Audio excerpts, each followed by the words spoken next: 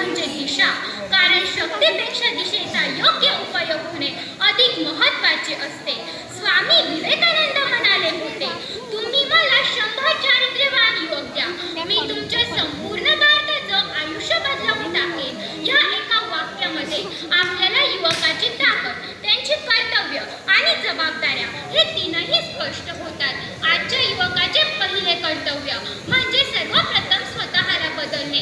कारण जो स्वतःला घडवू शकत नाही तो या राष्ट्राला घडवू शकत नाही. विद्या ददती विनय, विनयात यती पात्रत्वान, पात्रत्वात धनमाप्नोति, धनविद्या धनसुखम. या सुभाषिताचा अर्थ असा की विद्या माणसाला पात्रता देते, पात्रतेतून माणसाला नम्रता येते, नम्रतेतून माणसाला यश मिळते आणि ह्या यशाचा योग्य उपयोग हा समाजाच्या कल्याणासाठी होतो. आजच्या युवकाचे दुसरे कर्तव्य म्हणजे आपल्या कुटुंबाप्रती असलेले कर्तव्य.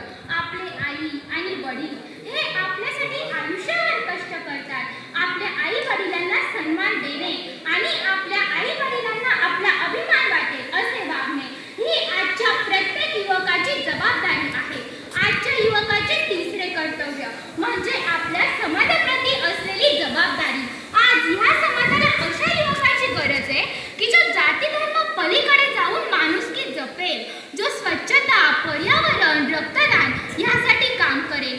आजचा युवक हा टीका करणारा नसून तो उपाय सुचवणारा असायला हवा. आजचा युवक हा समस्येचा भाग नसून तो उपायांचा भाग असला पाहिजे.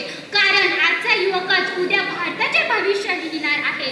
आजच्या प्रत्येक युवकाने काही प्रश्न हे स्वतःला विचारायला हवे की मी माझ्या राष्ट्रासाठी काय करतो, मी माझ्या समाजासाठी काय करतो, मी माझ्या आई वडिलांचा सन्मान राखतो का, मी माझ्या संविधानाचा, माझ्या कर्तव्यांचा आदर करतो का. जर ह्या सर्व प्रश्नाची उत्तरे जर होय असेल तर आज भारताचे आयुष्य सुरक्षित आहे.